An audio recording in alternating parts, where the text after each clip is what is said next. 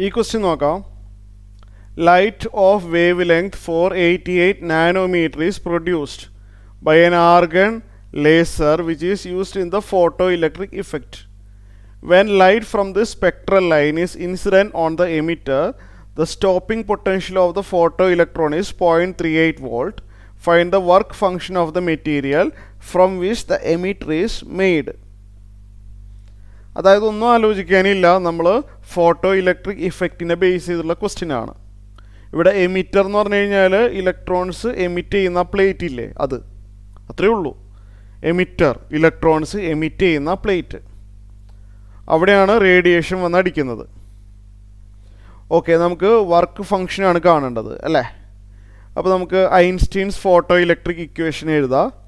EV0 equal to, ഇതിലെല്ലാം ആവശ്യം വരില്ല, എന്നാലും ഞാൻ എല്ലാം എഴുതാണ്, 12 mv². ഇതിൽ ഓരോ ടേമും എന്താണ് നമ്മൾ മുമ്പ് പഠിച്ചു കഴിഞ്ഞതാണ്, hμ - φ0. ഇതിൽ ആവശ്യമുള്ള ടേംസുകൾ മാത്രം യൂസ് ചെയ്യാം. ഇവിടെ സ്റ്റോപ്പിംഗ് പൊട്ടൻഷ്യൽ V0 തന്നിട്ടുണ്ട്. അപ്പോൾ നമുക്ക് ഇതിൽ കൈനറ്റിക് എനർജിയുടെ ആവശ്യം നമുക്കില്ല. ഇവിടെ എമിറ്റഡ് ഇലക്ട്രോൺ എത്ര സ്പീഡിലാണ് മൂവ് ചെയ്യുന്നതെന്നൊന്നും നമുക്ക് അറിയേണ്ട ആവശ്യം ഇല്ല ഈ ക്വസ്റ്റ്യനിൽ. നമുക്ക് ഫസ്റ്റും തേർഡും മാത്രം യൂസ് ചെയ്യാം. EV0 ഈക്വൽ ടു hμ - φ0 ആണ്. അതിൽ ആ φ0 ആണ് വേണ്ടത്, വർക്ക് ഫങ്ഷൻ. ഇത് അറേഞ്ച് ചെയ്ത് കഴിഞ്ഞാൽ φ0 ഈക്വൽ ടു, അറിയാമല്ലോ, ഇത് അങ്ങോട്ട് എടുക്കുക, ഇത് ഇങ്ങോട്ട് എടുക്കുക, hμ - EV0 എന്ന് കിട്ടും. ശരിയല്ലേ, hμ - EV0. h നമുക്ക് കുഴപ്പമില്ല, പ്ലാങ്ക്സ് കോൺസ്റ്റൻറ്റ്. മ്യൂ എന്ന് പറഞ്ഞു കഴിഞ്ഞാൽ frequency of the incident radiation. Mu നമുക്ക് തന്നിട്ടില്ല, പകരം വേവ് ലെങ്തേ തന്നിട്ടുള്ളൂ. അത് സാരില്ല, നമുക്കറിയാം, ഇതിനു മുമ്പ് നമ്മളൊരു ഇക്വേഷൻ ഓൾറെഡി പഠിച്ചതാണ്.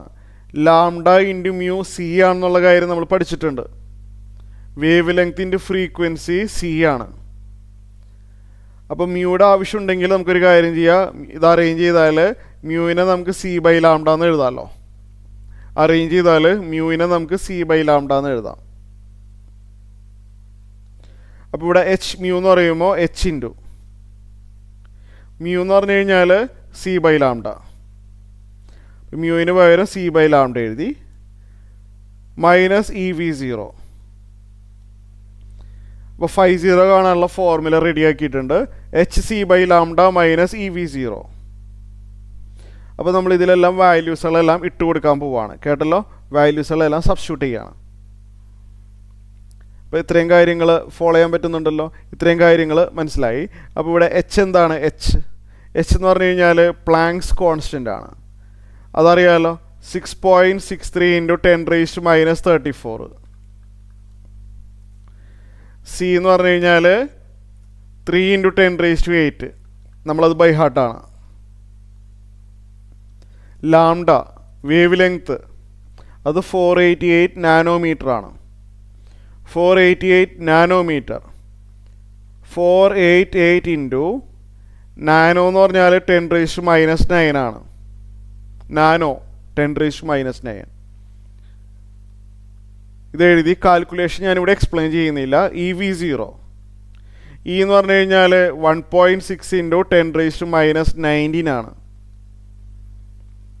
യൂണിറ്റ് എല്ലാം കറക്റ്റില്ലെന്ന് ഉറപ്പ് വരുത്താം. ഇതുവരെ കുഴപ്പമൊന്നുമില്ല. V0 എന്ന് പറഞ്ഞാൽ സ്റ്റോപ്പിംഗ് പൊട്ടൻഷ്യൽ, അത് 0.38 ആണ്. തൽക്കാലം ഞാൻ ഈ മൾട്ടിപ്ലിക്കേഷനും ഈ സബ്ട്രാക്ഷനും ആ സ്റ്റെപ്പുകൾ ഞാൻ എഴുതുന്നില്ല, നിങ്ങളതൊന്ന് ചെയ്തു നോക്കാം. സോ ഇത് ചെയ്തു വരുമ്പോൾ കിട്ടുന്ന ആൻസർ ഞാൻ പറഞ്ഞുതരാം. ചെയ്തു വരുമ്പോൾ കിട്ടുന്ന ആൻസർ 3.4 × 10⁻⁻19 ജൂൾസ് ആണ് ആൻസർ, വർക്ക് ഫങ്ഷൻ.